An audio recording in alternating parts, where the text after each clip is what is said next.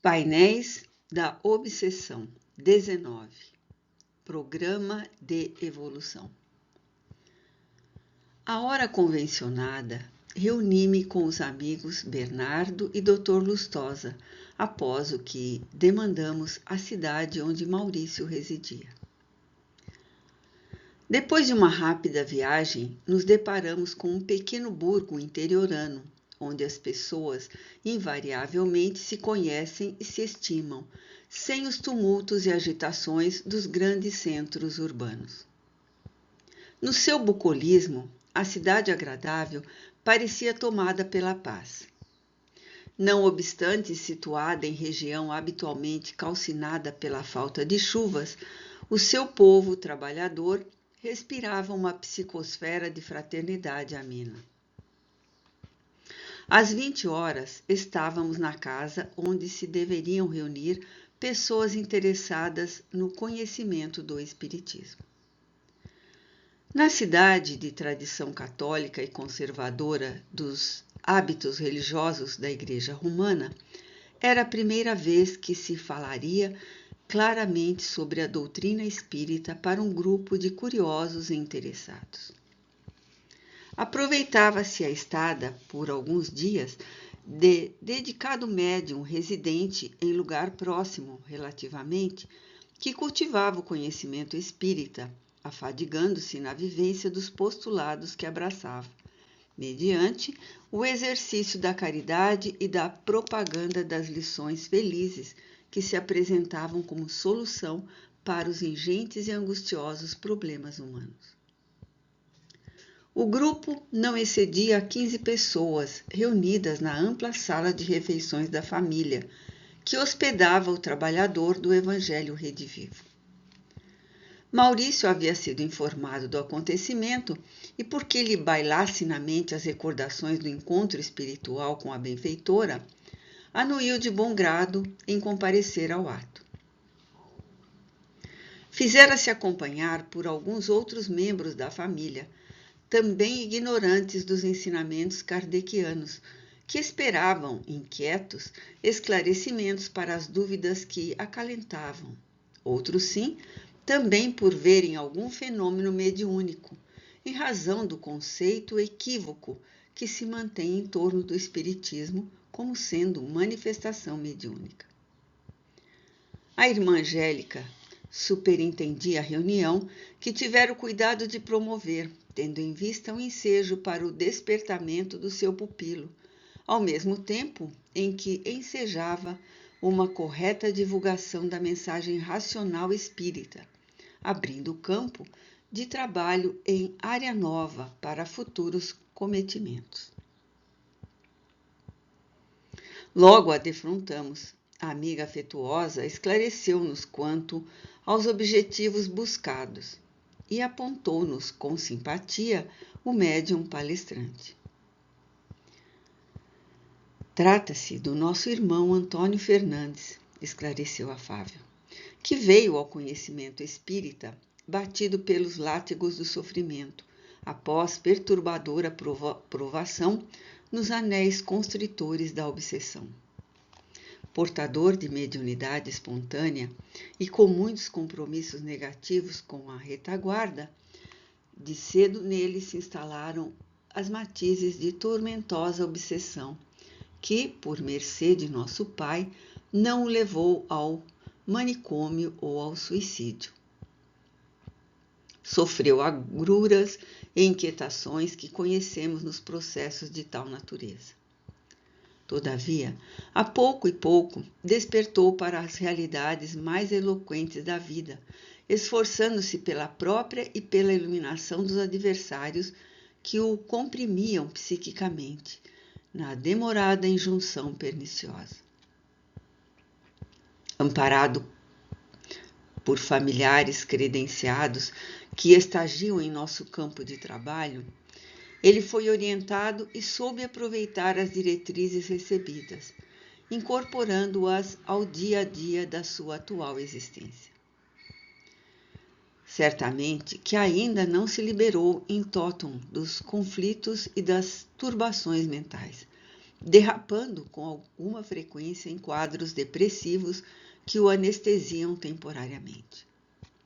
Apesar disso, em se considerando a sua boa vontade para com o trabalho da solidariedade, dedicados benfeitores têm-no utilizado para serviços espirituais nesta região, onde vem granjeando simpatias e amizades de ambos os lados da vida. Já seria tempo de o nosso amigo haver se liberado em definitivo. Sem embargo, tem se esforçado quanto lhe permitem os parcos recursos intelectuais, tendo-se em vista que não logrou conquistar maior lastro de conhecimentos. Vem estudando as obras básicas da codificação e, por um atavismo ancestral, apraz-lhe ler e comentar a Bíblia. Experiência que superará quando adquira mais amplo conhecimento doutrinário, obtendo a indispensável segurança sobre a qual se erige a convicção espiritista. A mentora relanceou o olhar pela sala e, ante o grupo heterogêneo em que os interesses também se diversificavam, prosseguiu. Seria ideal se pudéssemos contar com um cooperador melhor adestrado para a tarefa que se nos apresenta desafiadora.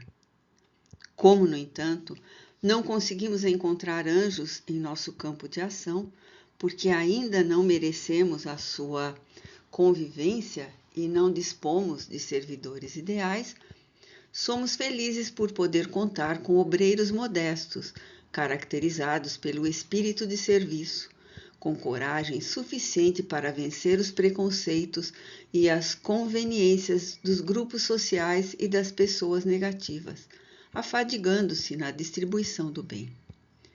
Pelas suas mãos ativas, muitas bênçãos do alto têm alcançado obsessos e enfermos outros que o buscam ou que lhes são conduzidos pela superstição ou crença de pessoas bondosas e desinformadas das finalidades reais da vida. Fazendo uma pausa ligeira, concluiu: passemos a nossa experiência de fé programada para esta noite. Acercou-se do médium e imantou com energias superiores. O sensitivo percebeu a presença da entidade amiga e, solicitando permissão ao seu anfitrião, explicou que era chegada a hora da reunião, que deveria começar por uma oração que ele proferiria, acompanhado em silêncio pelos presentes. Todos se recolheram à introspecção, enquanto o médium, visivelmente inspirado, proferiu comovida súplica de amparo para todos, após o que deu início à sua locução. A palavra era-lhe fácil, escorrendo-lhe dos lábios com encantamento e segurança, sob o edificante controle mental da venerável irmã Angélica. Fez um ligeiro retrospecto das paisagens humanas religiosas, detendo-se na excelência do cristianismo primitivo e nas transformações por que passou através dos séculos, para dissertar com clareza sobre os fenômenos mediúnicos em todos os tempos, situando com precisão a tarefa e missão de Allan Kardec, diante dos informes que lhe chegavam e da grandeza da doutrina que lhe cumpria apresentar, aurida no intercâmbio com os espíritos, de modo a construir uma base racional e fundamental para a fé, num árido campo de investigação científica do que decorre uma filosofia existencial consentânea com a ética evangélica, numa religião capaz de enfrentar a razão em todos os períodos da humanidade.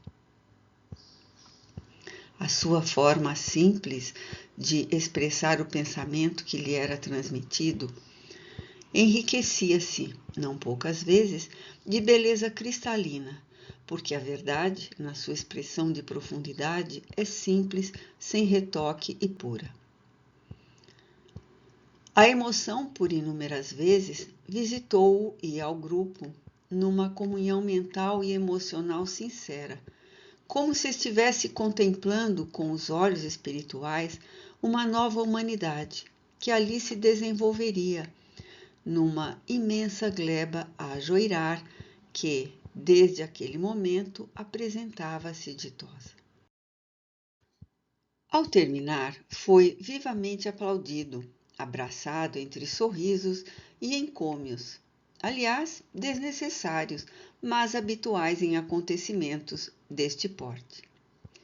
Vieram as perguntas gerais que foram respondidas com calma e lógica, passando-se, como é natural, aos problemas pessoais que receberam um tratamento de bondade à luz da doutrina. Nesse comenos, gravemente sensibilizado pelo que acabara de ouvir, Maurício pareceu despertar para uma realidade nova.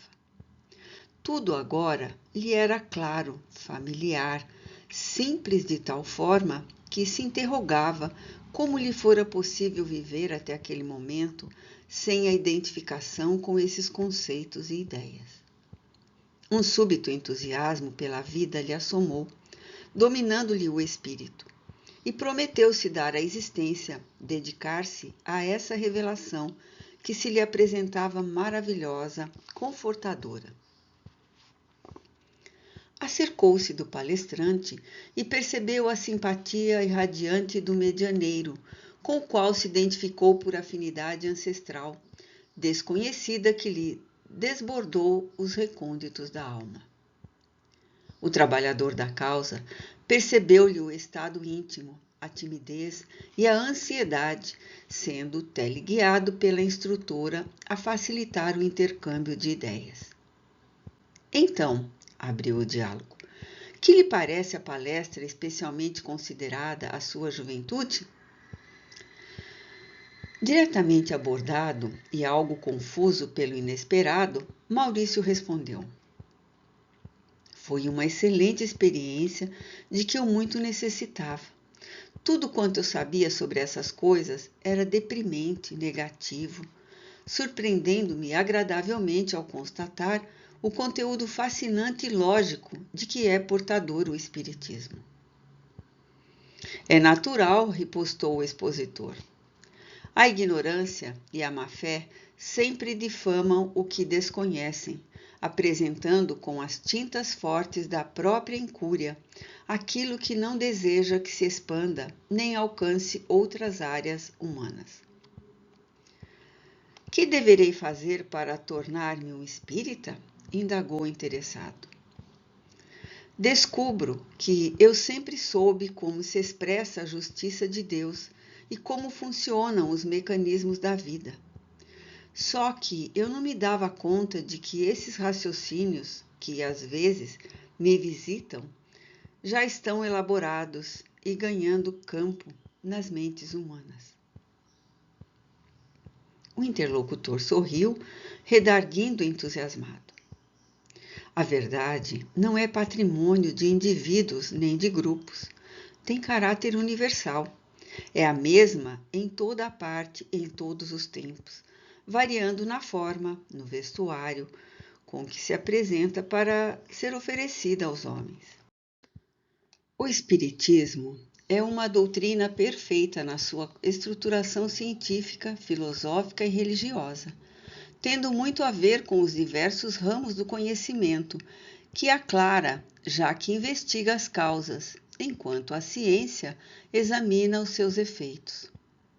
A sua fonte de inexaurível orientação são os livros que Allan Kardec publicou, devendo o neófito adentrar-se no exame e estudo da doutrina propriamente dita através de O Livro dos Espíritos, compêndio que responde às mais diversas, complexas e embaraçosas questões do pensamento, propondo soluções aos enigmas das ciências da alma, bem como dos conflitos da fé que tanto têm atormentado religiosos, honestos ou não, que se debatem em dúvidas afligentes.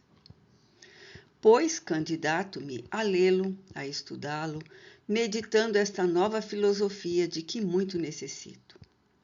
Sou um espírito atormentado, carente de paz e de equilíbrio. Busque então elaborar um programa de renovação, mergulhando a mente e o sentimento nos conceitos superiores do Espiritismo, que lhe facultará o encontro com você próprio, colorindo a sua vida com esperança e proporcionando-lhe paz. Enquanto respondia sob a indução da mensageira espiritual, o médium irradiava sobre o jovem irrequieto fluidos de paz que lhe iriam restaurar o equilíbrio físico e psíquico. Nesse instante, a irmã Angélica requereu a cooperação de todos nós para aplicarmos recursos restauradores nos presentes, que se demoravam em conversação edificante, depois do que, servidos refrescos e salgados, foi dispersado o grupo. Estão plantadas as pilastras de um novo edifício de amor, à luz do Espiritismo, nesta cidade, nestes corações, em nosso Maurício, concluiu a benfeitora, convidando-nos a caminhar pela cidadezinha adormecida sob o lucilar das estrelas prateadas no zimbório do firmamento.